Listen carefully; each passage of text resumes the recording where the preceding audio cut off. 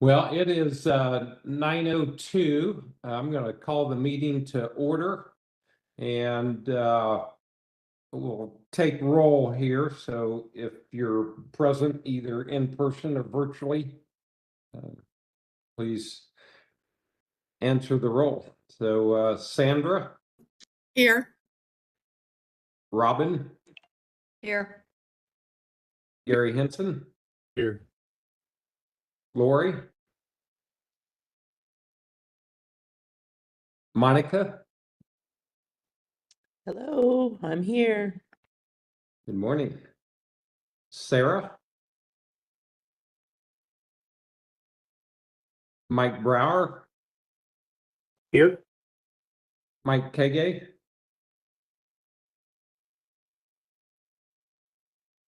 Keith, and Jason.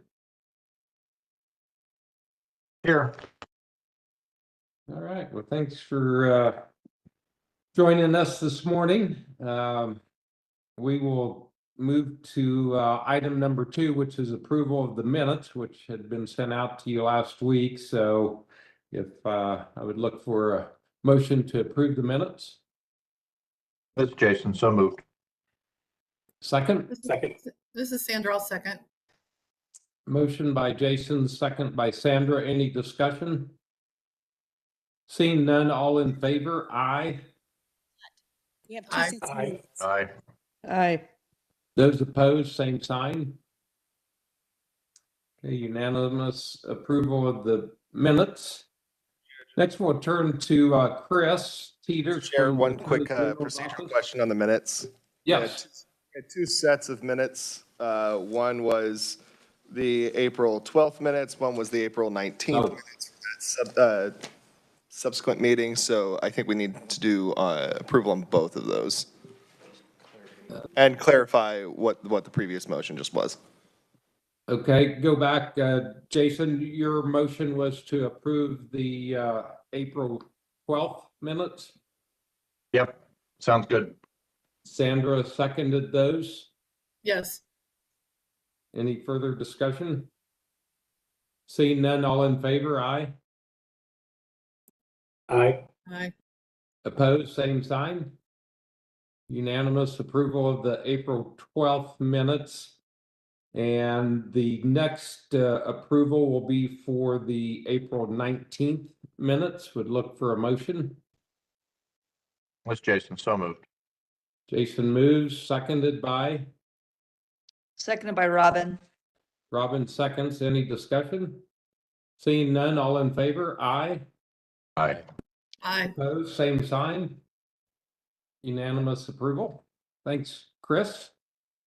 Now we'll move to item number 3, which would be any updates and remarks from the Attorney General's office. Chris Teeters will present those. So Chris, we'll turn it over to you. Certainly, thank you, Mr. Chair. So just to let the board know, we have received a number of payments from existing settlements, all of them coming right at the end of the fiscal year, making our fiscal staff so happy.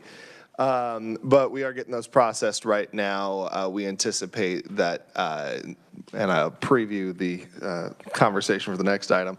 Now that the legislative issues are cleared up, we anticipate we'll be making a transfer over to Sunflower soon with a substantial pool of money. We'll get you that exact dollar amount next month once that transfer actually takes place.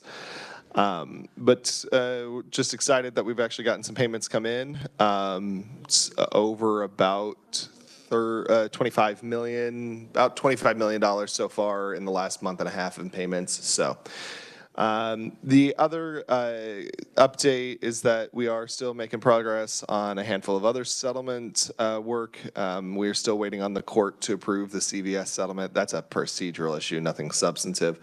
But once that's done, we'll also get money flowing through there. And we are also continuing work on getting product, a MOU in place to distribute product that would be produced as part of one of the settlements, specifically the Teva settlement. The last thing I'll just touch base on, and I don't really have any specific information to give you at this time, But you may have seen in the media that there was a settlement announced with a company called Amneal. I have no information really to give you about that particular settlement, whether or not Kansas is going to participate in it, but I would just note that if there was also a product component of that settlement as well. I would anticipate you'll receive more information from me sometime this fall, once we get closer to that settlement actually being finalized. Thanks, Chris. Any questions of Chris?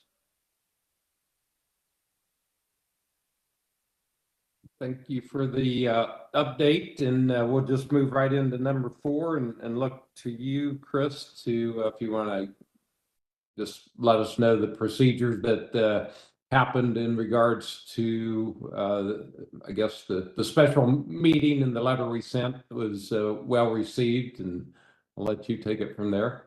Certainly, yes. It seems the letter that was sent was fairly effective. The governor did veto those particular budget line items that the board had discussed at the April 12th and April 19th meetings. The legislature did, in the omnibus process, go ahead and add in money back for Valley Hope and for the KDAD's Indigent Services, Substance Use Services grant program that I believe establishing a new grant program for that funding. The one thing I'd note is that the Valley Hope money was still for that $2.5 million for the Atchison project. The KDAD's money was only $3.5 million. There was not, I think, clear discussion as to why they went from 5 to 3.5. But that is the decision that the legislature made. Both of those expenditures, though, were made through SGF rather than KFAF dollars. So we are no longer concerned about those particular expenditures. Just wanted to note that they are out there so that the board is aware of those particular programs as part of our growing awareness of all the services that are available within the state.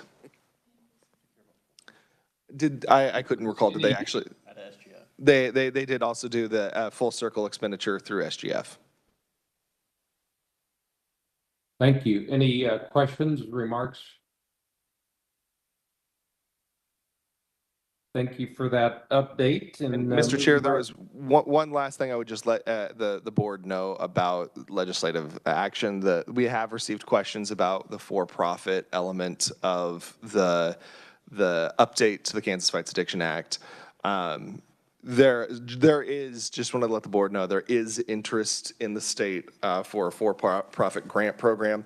There is some elements of that makes it a little difficult to get it done by RFP3 and RFP4, just some diligence aspects, some differences in what we would need with contracting with for-profit rather than not-for-profit entities. But just wanted to make certain the board was aware that there is growing interest in gaining access to those dollars.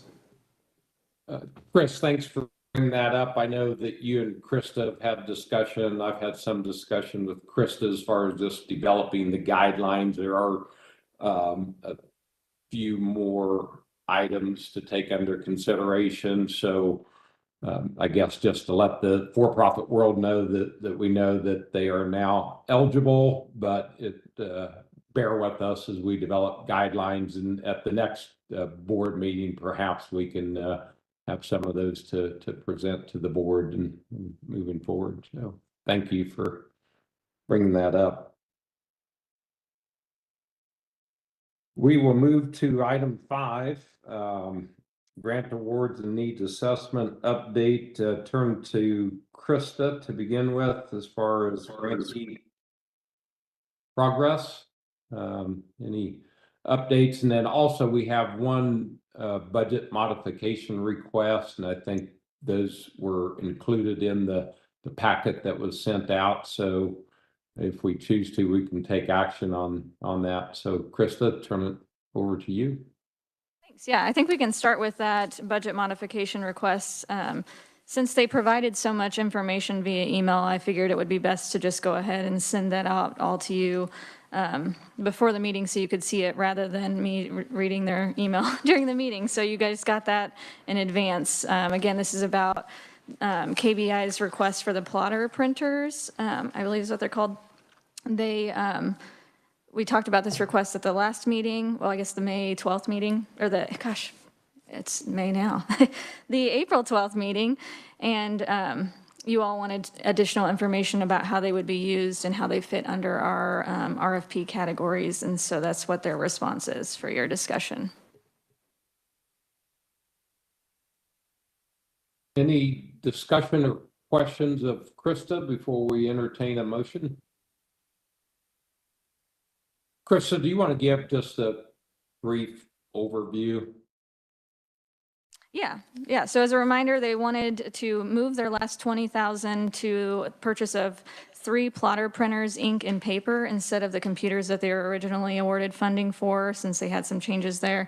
And so we asked for more information about how it fit under our prevention category, and they shared how they will use these plotter printers to help increase their public safety through educational programs addressing the dangers of opioid addiction and impact of fentanyl has on citizens of all Kansans. And so they recognize that they can't, like everyone says, we can't arrest a way out of the issue. And so they would also use these plotter printers to help with some community awareness, and they'd be able to share overdose information with entities outside of law enforcement for such as hospitals, public health care, drug abuse counselors, fire, EMS, and law enforcement. It would also help their investigations to be able to provide connections from one city to another, one county to another, and state to state as well. And it will help them with overdose tracking to help them better focus on the resources and the root of the problem, and gives them a better picture of the flow of narcotics and the trail behind it. And it also ties into their OD map work. And again, this is not a change in the funding, it's just a reallocation, so the same dollars are involved. Correct. Any questions of Krista?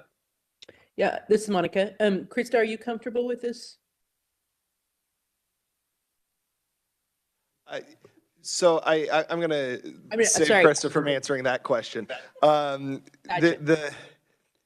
This is a judgment call for the board. It is within the scope of the settlements, but maybe not within the heart of the scope of the Exhibit E kind of lists of approved abatement or remediation uses. So it's really, this is going to be a judgment call for whether or not the board wants to put money into this particular project. And I'm trying to be very specific with the word choices here. Yeah.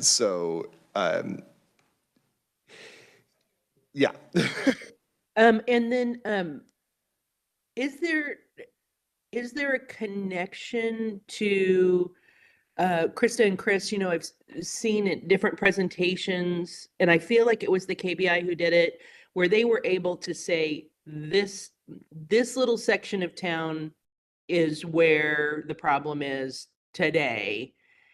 And we can immediately go in and track and see what's happening to try to get in front of it. Is that the same people and the same processes?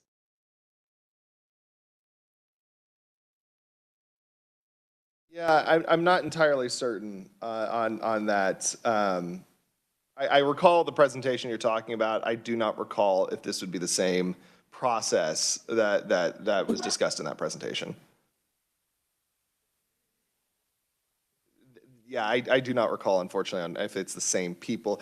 I believe the presentation you're talking about was one we received from, it was more of an educational presentation rather than on a particular grant project, and I couldn't tell you with certainty whether or not it would be the same people that it's involved in that data collection process and the data collection process that's described in this particular budget modification. Okay, thank you. Other questions or comments? The last part of their ask, being able to share the information with the community that, we're working with, which is a broad community. I can see where this equipment would be handy in that regard. So it probably swaying my vote, but we're certainly would support the rest of the board. So any other comment? If not, I'll look for a motion.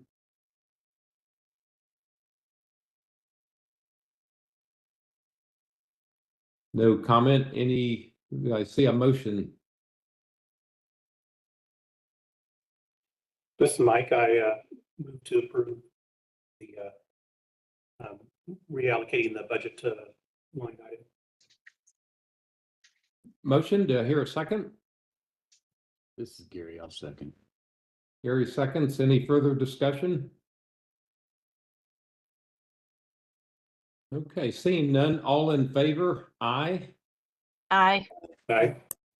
Aye. Those opposed, same sign. The motion carries. Thank you. Krista, you can continue with the update. Great, thanks. Okay. So grant award progress reporting update. So we had the second round of progress reports. So the prevention RFP grantees, most of them were due on April 30th. So we had 53 total that were due before April 30th. So that's the first round and the second round, a total of 53. We've received 51 of those progress reports, and we're working with the final 2. Those were both for the prevention grants that were due on April 30th. So we're following up with them, but pretty good. We have 51 out of 53 is pretty good. We received 2 final reports for grants as well. We had a couple that were on a 6-month timeline instead of a 12-month timeline. And so those grants are nearing closeout. So we have mirrors, the fire suppression grant, and the Kansas Board of Pharmacy. And so that's exciting to see. We have both of their final reports as well. And based on the progress reports that are submitted to date, I'm estimating we have reached or served 44,916 people. Of course, some of those are duplicate accounts.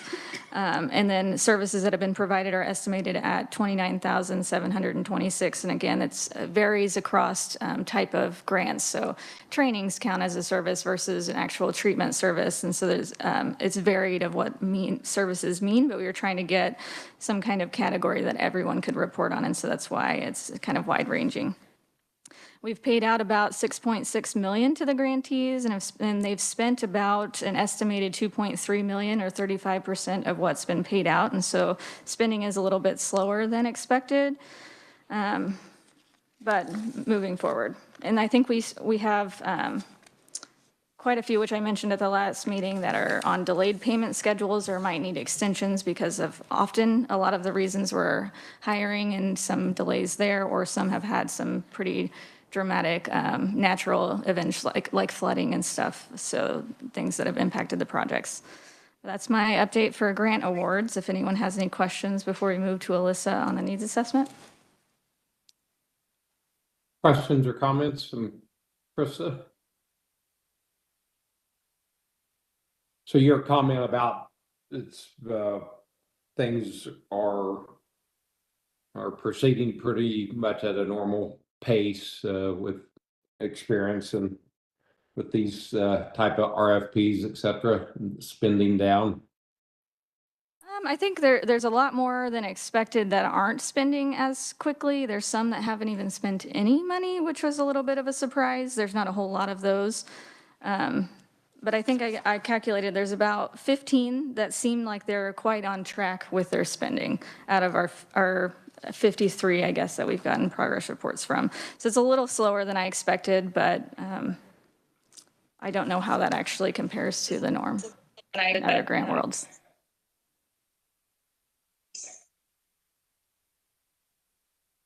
Any questions or comments?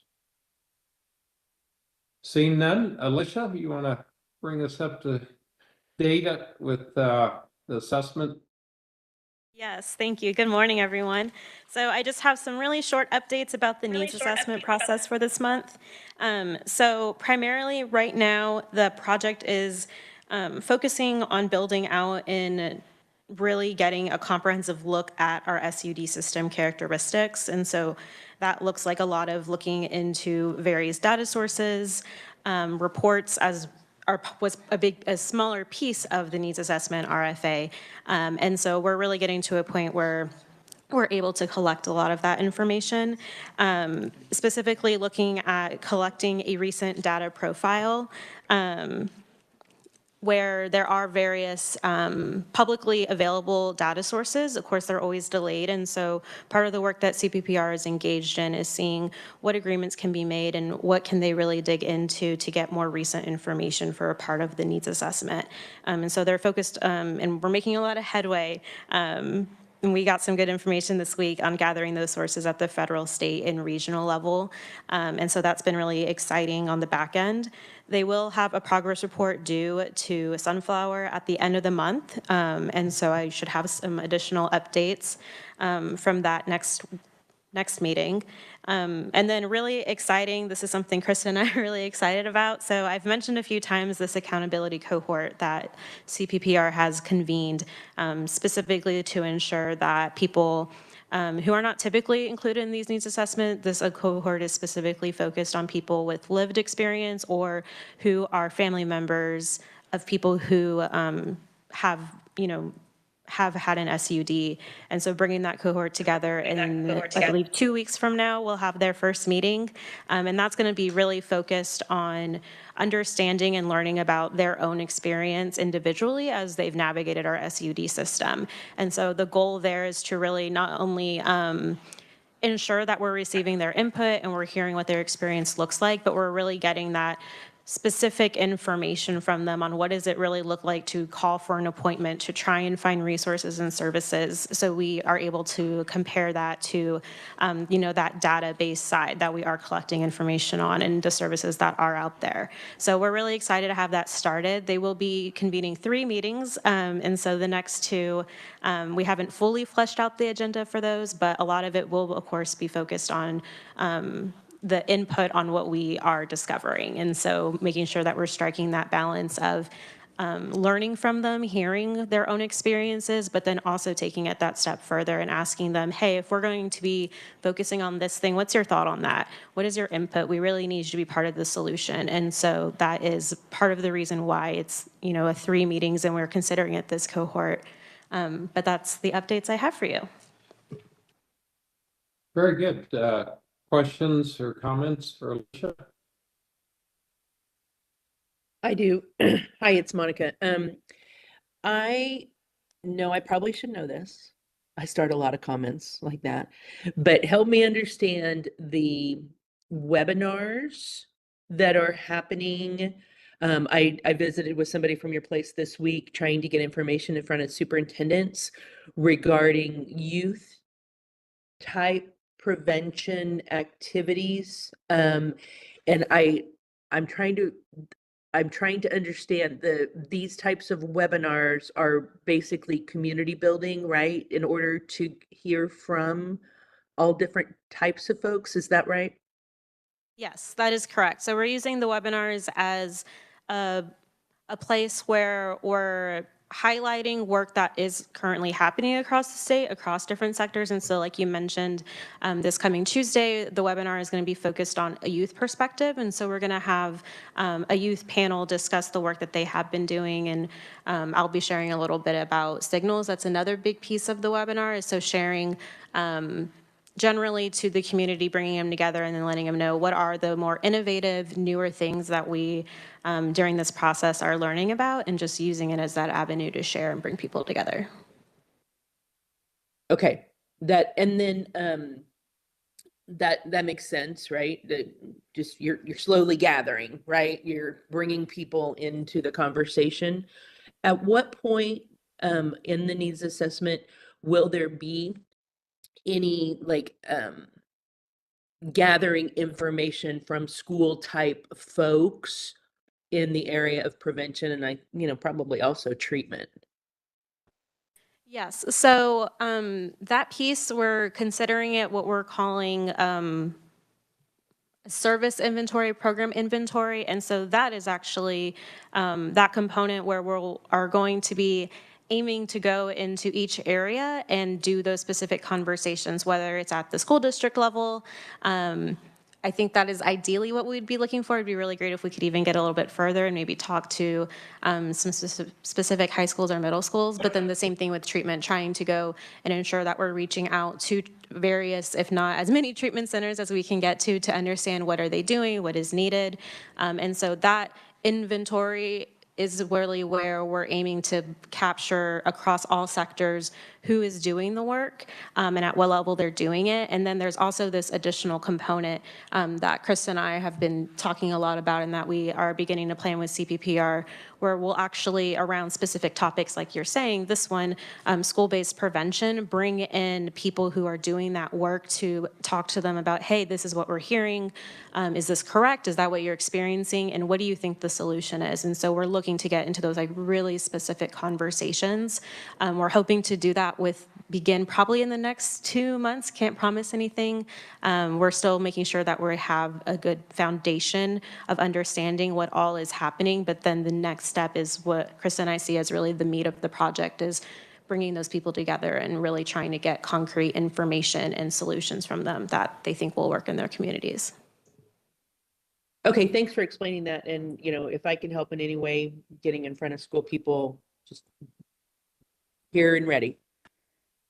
Perfect. Thank you. Thank you. Other questions or comments? Thank you for the update on the assessment. And again, excited with, I know they're doing a lot of detailed work and reaching out to everybody, which we want them to do, and just looking forward to receiving the report in the future. I think it will guide probably the majority of what we hope to do.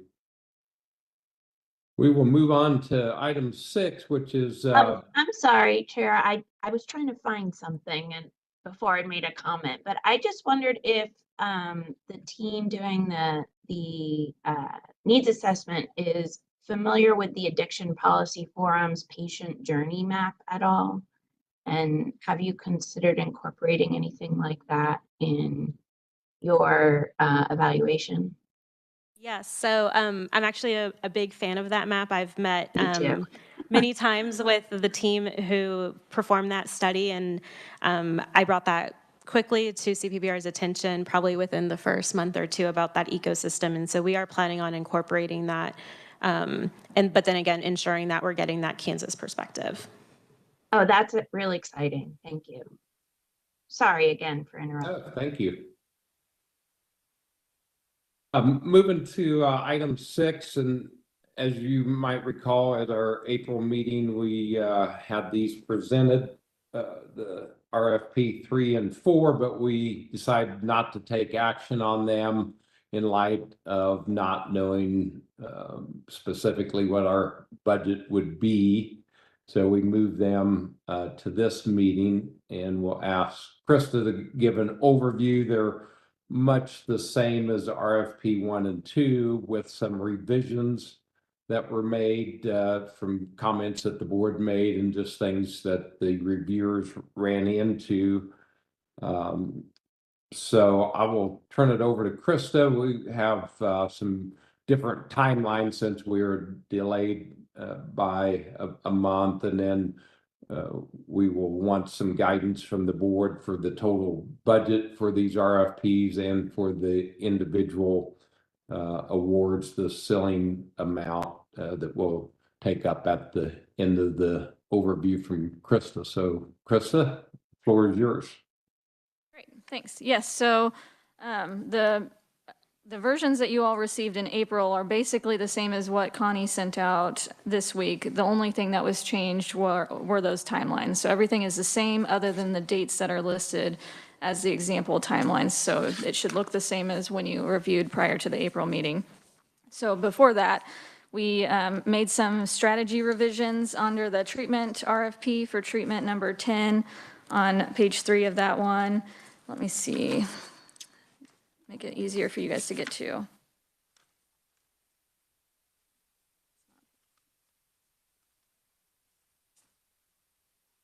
My copy is not the same page number. We added the support crisis centers to provide medically supervised detox services, And then under harm reduction, expand non-medical and social detox services, just from the language that you all discussed in the March meeting, I believe it was. And then the strategies under prevention, I believe remained the same after March, so you've seen all of those. Other changes, we restructured some of the application questions to streamline the responses. So a lot of the questions are the same, but we moved them around within the actual application itself. So we split out. We originally had organization capacity and purpose of the project overview with the organization overview. So we split that out to have organization overview by itself. And then project overview and need are now lumped together. Goals are still by themselves. We, of course, added the priority elements question. That would be extra points. So we added 10 points. So there's 10 extra points. It doesn't harm them if they don't answer that question. But if they do and they're doing these priority elements that we've talked about, then they can get up to 10 extra points. So a total of 110 points are available for applicants. Then we added the resources, looks pretty much the same, I believe, from March, but we added in a question about if any of their major grants they lose for any reason due to it being a transition year in 2024. I think Sandra brought up that question. So we added question under resources number 3. And then added a second question under sustainability, as we've discussed in the past, of if the board were to fund the project at a lower amount, how would the proposal change? So those 2 questions we added a little note that these aren't factored into the reviewer's scores, but they're something that the board can use for consideration later on in the process. So the reviewers will have instruction to not score those answers of those application questions, since it's not really about their project. We don't want that to be a hindrance to their project, but something that can inform you all. So those are the basic changes. If we have any questions on that, and then we just need to set the ceilings and total budget. Thanks, Krista. Any questions or comments for Krista? I just want to say thanks for your work on that. I appreciate the lessons learned. Thanks. Other questions? I'll just echo those comments. Appreciate the work to put these together for us, and also the incorporation of the suggestions by the board. I think that all meets with our approval. One other quick thing, this is Monica. Does the scoring rubric that we received, is that published to people applying? Yes, we hope it will be. So we added a frequently asked question where we'll link to that so that they can get to it a little bit more easily. Last year it was just on the AG's website and people may have missed it. So we'll have a link in the frequently asked questions once the board approves that. And there's some updates to that too that we can go over after these RFPs too, or now, whichever you all prefer.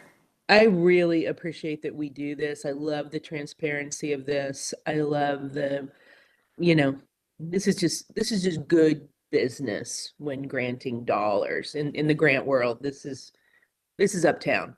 I'm really happy we're doing it in a package like this. Other questions or comments? We will, I think before we take action on approving these RFPs, we need to establish the budget, and those would be part of the motion. So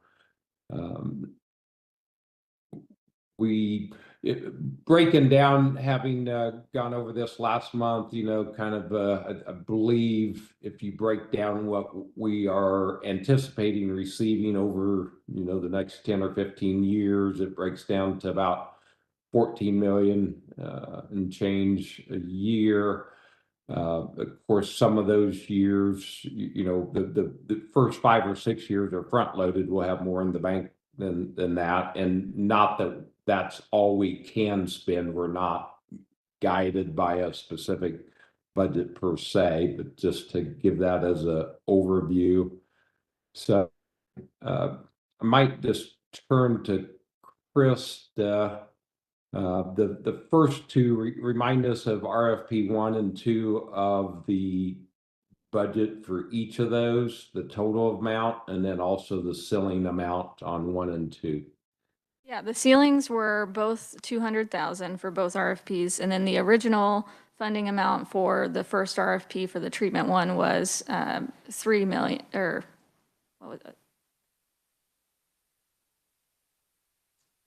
Oh, yeah, 3 million. It and was then originally 3 million for RFP 1, 2 million for RFP 2, which we bumped up double on both of those. So we ended up with 6 and 4, a little over. So this Okay. RFP 3 would have been the 6 million, and RFP 4 would have been the 4 million. That was doubled to that amount. And the 200K was the max throughout both? Yes. Would look for the board for recommendations on both of those. This is Chair? Lori. I think we discussed increasing the ceiling amount this time around to because the first time we were just trying to get some money out the door, and now that we have processes in place, that maybe increasing the ceiling amount could help organizations have some more robust projects. And so I just wanted to put that on the table. Is there a recommendation on a ceiling amount and then also on the budget for each RFP? Well, this is Monica again. I appreciate you saying that, Lori, because I kind of had that in the back of my head. I think what I remember is, the robust conversation, what could you do with a little more? So again, putting Krista and Chris on the spot. I mean, what is your feel? And probably more Krista, because you touched and held all the applications. What's your feel on that? Should we bump it up? That's a good question. I think it's kind of a mixed bag for me just looking at the grants, how they're going now. And since they're only 12 months, that makes it a little bit more tricky. Once the needs assessment's done, I think it will be a lot easier to make those kind of decisions. But with the spending being a little bit slower than expected, I think that's the only thing that gives me a little bit of pause. But I think there's plenty of organizations that could still do great with that, with increasing the amount too. So I think it could really go either way, whichever you all prefer. So let's talk through that timeline piece. So I forgot about the needs assessment, discussion too. Like we were going to kind of wait and see. So what's the timing? If we did a round now and kept it at 200, when do we feel like we'll have information from the needs assessment that could influence now the future round? Yeah, we think that the needs assessment was originally and still is planned to be wrapping up around the same time that we'd probably be awarding these current RFPs. And so they'd have an entire year after that. We anticipate that of course, we'd rather have the information that we need from the needs assessment. So we've stressed that the timeline isn't as important as the actual content of what we're getting. And so there's potential for extension of the needs assessment, but I can't imagine that it would be more than 6 months at the max. And so I think we'd still have these grants in the field for at least 6 more months post that. And my thought is that probably at the soonest a year away from making use of the needs assessment by the time we get it and then develop a strategy. I think all of us are looking forward to making larger grants at that time, probably, that would affect multiple entities. But also in that interim, there's such things as if, we had the presentation from Ed O'Malley with the Kansas Health Foundation, that there could be some collaborative efforts that we could deploy some funding to between the time of this RFP 3 and 4, and then when we start doing the larger grants based upon the needs assessment. So that's just my gut feeling, not grounded in any data other than just knowing how things progress and knowing that we have been very diligent in handling the funds so far and put together the RFPs. So I'll just throw some numbers out there. I would be in favor of replicating the 6 and 4 with an increase to 300. Just raising the ceiling some. I'd heard from several entities that had expressed that it held them back a little bit. And again, that's very few out of the many that we had application from. So I'm just throw that out there. I'm not wed to any of it, but just to kind of get the ball rolling, that would be place to start. Mr. Chair, Chair, this is just as a, Sandra. Go ahead, Chris. I was just gonna say, just as a reminder that as you up the ceiling, the number of projects you'll ultimately be able to support does go down. The other option, though, that I wanted to just make certain the board considered if they wanted to, is you could theoretically do an optional increase, like if you set a $200,000 limit, but there was a need for that particular organization to go above that $200,000 limit, you could set an option for bigger projects to just see where we're at 200,000 in a year's time. Just given the fact that a number of entities aren't able to spend the money that they've got now, it seems like that might be an option to allow for larger projects without committing all of those dollars immediately. Chair, this is Sandra, and Chris, I'm glad you said that. In theory, I support offering more per grantee, but I am really cautious, kind of supporting what Krista and Chris are saying about grantees, especially those who were going to hire people, not spending their money, and we know workforce always is an issue. So I like, Chris, your recommendation for that middle ground piece, because I'm just cautious that let me back up. I will be looking when we review the proposals, if they're hiring staff, what confidence do they have that they'll be able to do that in the timeline that we have so they actually use the dollars to make the type of impact we want? It's Monica again. Chris, I don't understand how the mechanics of that optional thing would work.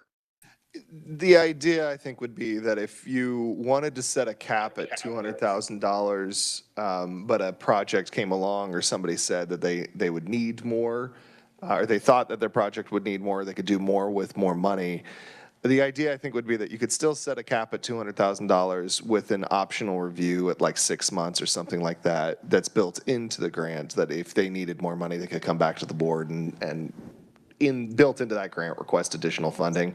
The way you would do that in a budgeting concept is if you wanted to set 6 and 4 as the nominal limit, there would be potentially a contingent limit. You could add like another $1 million on top of that if you wanted to, as a contingent limit, where if we're getting good work out of this particular grantee, we can increase the amount of money down the line that would be available to that grantee without opening a new grant program. It's kind of like a options contract that would just be built into us reviewing in a more interim fashion where that project was at 6 months down the line, 9 months down the line, without needing to start an entirely new grant. Krista, could you remind me how you haven't started spending yet?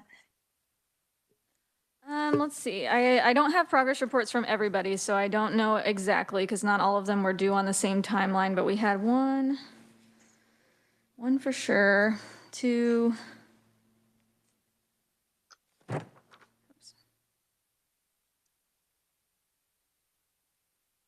3, 5, it looks like. I haven't spent anything. It's a pretty small number of all the grantees who received money that haven't started. Yes, however, there are a lot that have spent very little.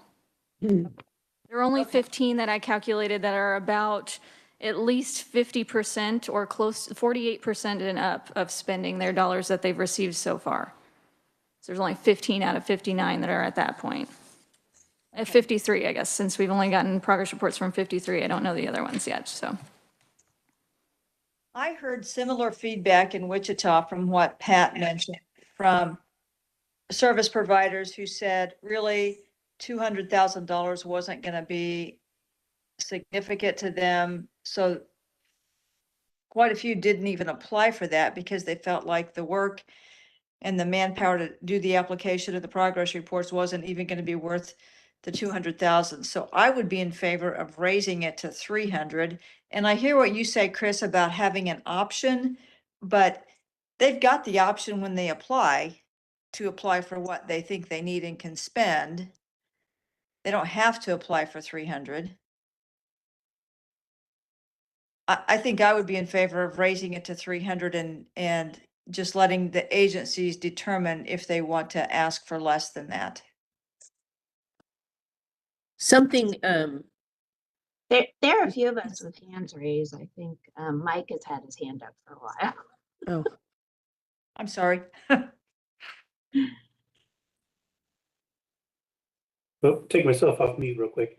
So I did have a question that it pertains to how I want to view this with, and maybe the chair or the AG's office could answer, is I have this fear that when we started this process last year, it was under the belief that these funds were protected from the legislature. We now know that's not the case. It's incredibly easy for the legislature to spend these funds, and we'll rely on the partnership with the governor to avoid that. And so my only question is if we have 29 million in the bank now and we choose to allocate 10 million, are we leaving 19 million plus next year's receivables in a big pot of money sitting there for the legislator to look at? And so I think that pertains very directly to our decision this summer. Let me hop in there because I've had some discussion with some of the legislators, and then I believe we talked about trying to get on the agenda of a couple of the committees the first week of next year's session to just tell them this is a little unique, having spent some time. It's a little unique from the tobacco funds in that we have the court orders and guidelines besides the legislation that guides us. And so I walked several of them through that they didn't realize, it's not that we're just trying to guard and protect our little pile of money. I mean, we feel like have been,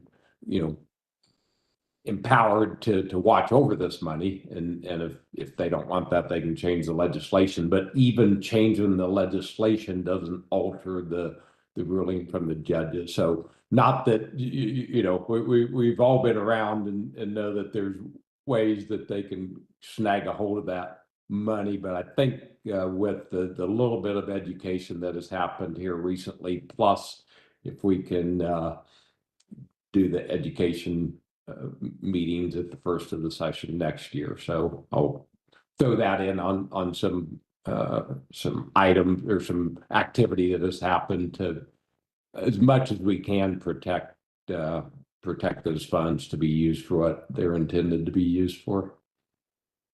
Yeah, this is Chris, and I'm going to try to answer that question to the best of my ability, but I will ask forgiveness if there's some that I can't quite speak to.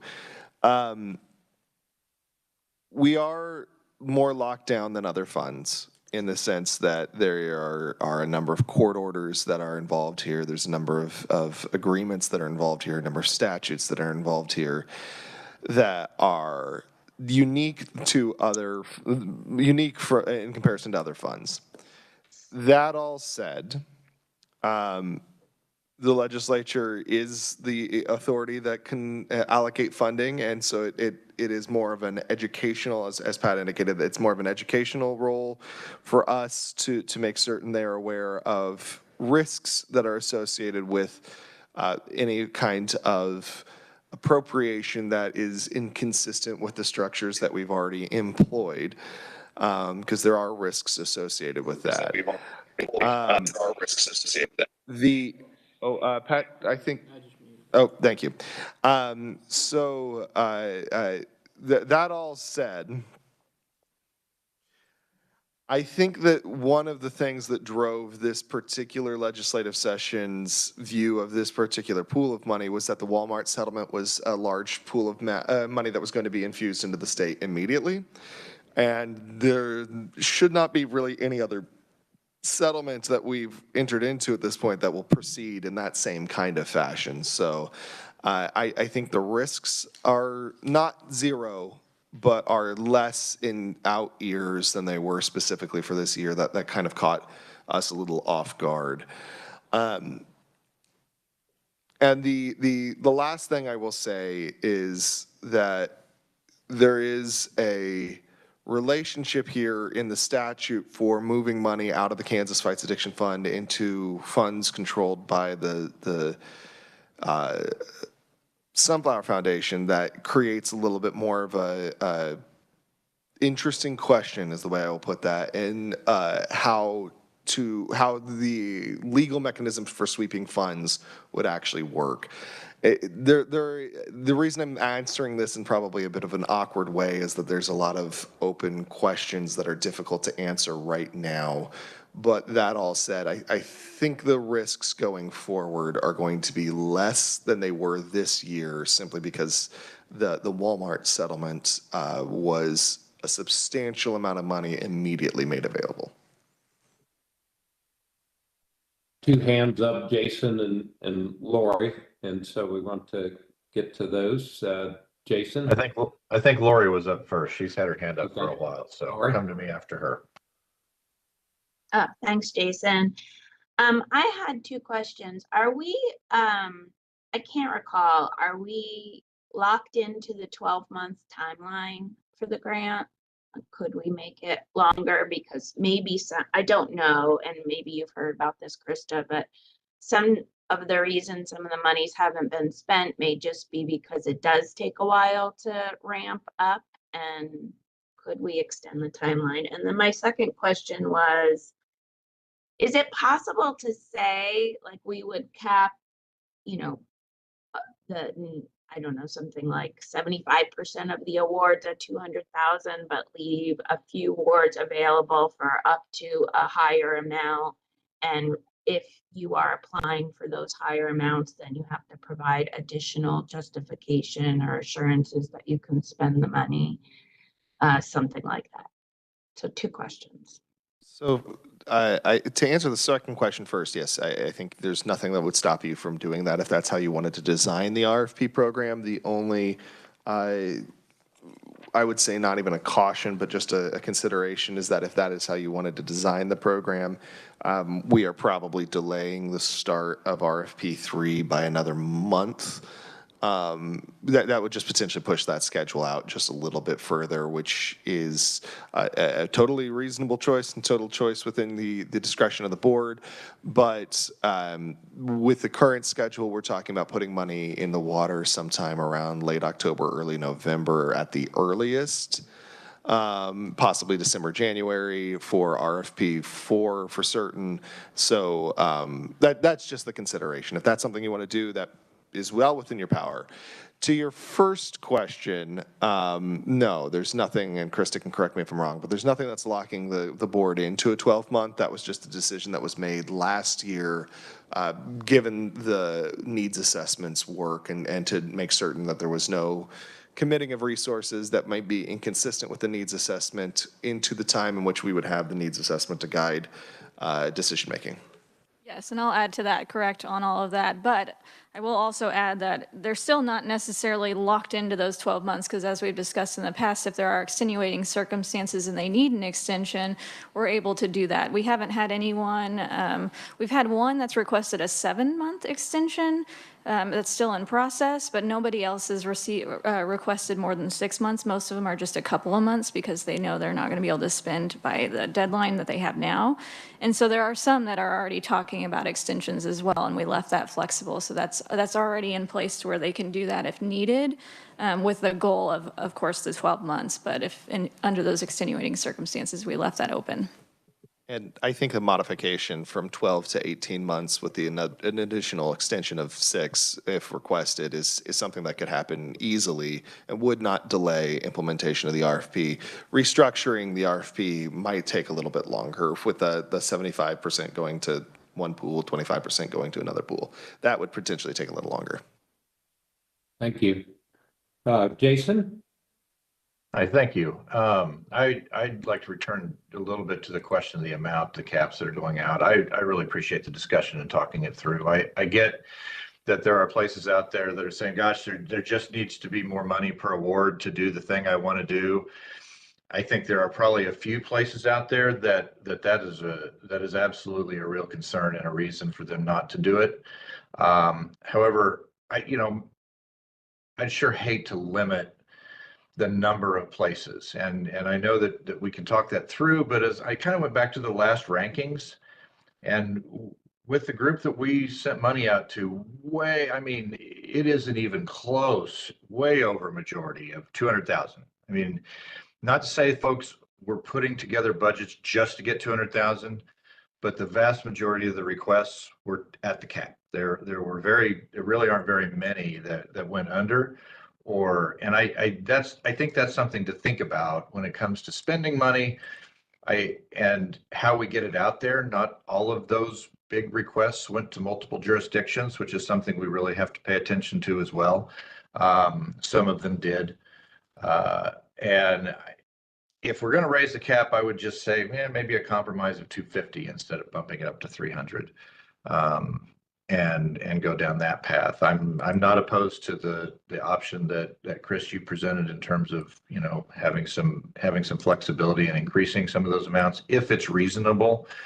One of the things I'll be watching for is when you're asking for the cap, are there things that it just seems like you're throwing in there to get to the cap, or is what you're putting in your budget really what you're trying to do?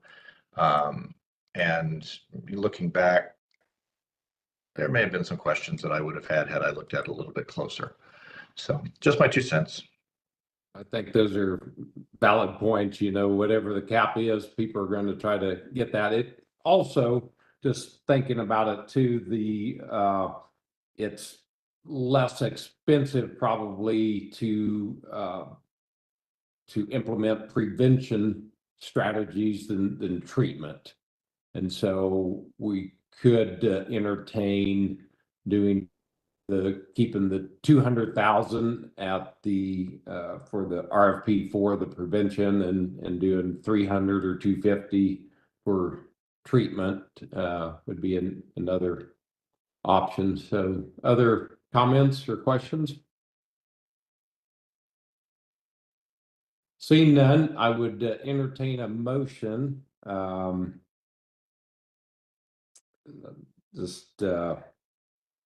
Somebody has a motion out there taking into account our discussion, or I'd be glad to put a motion out there too. So is there a motion?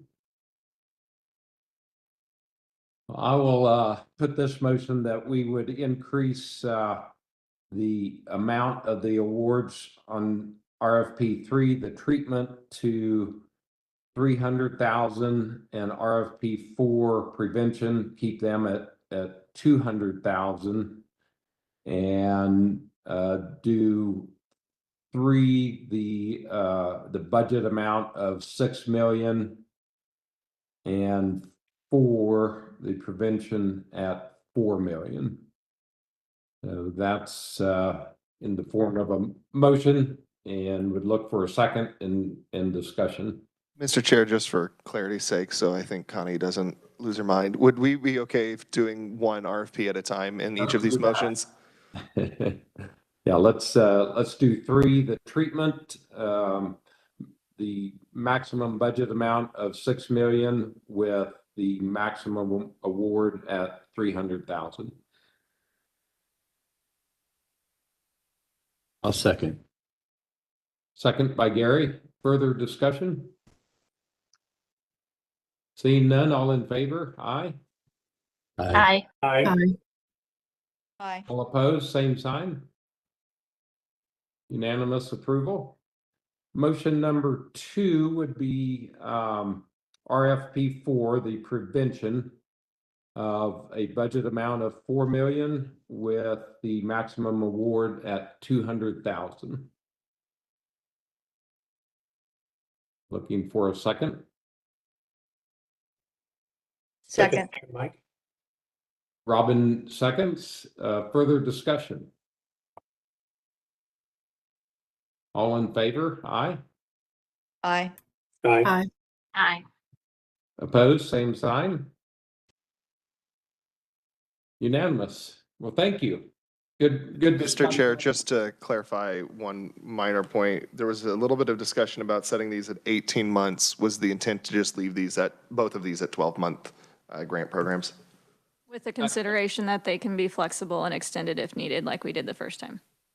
Yeah, I thought about that, but with the flexibility in there, I think we already have that authority. So I don't think we need a motion. I guess looking at Robert, he's nodding.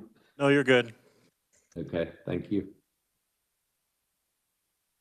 Very good. Well, that wraps us up. Just FYI, I know we have a subcommittee working on a getting out information to the subdivisions, and I believe that they will plan on getting together the subcommittee maybe over the next month. So there's no new information in that regard.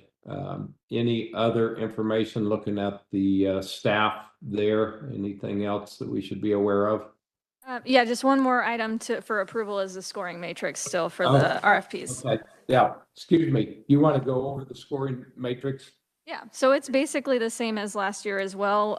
We just went in and added additional clarifying descriptions and provided indicators to better define what those potential scores could fall under each of those ranges. They were pretty broad last time, so just providing a little bit more guidance about what that could and might look like to determine what scoring bucket to put it under.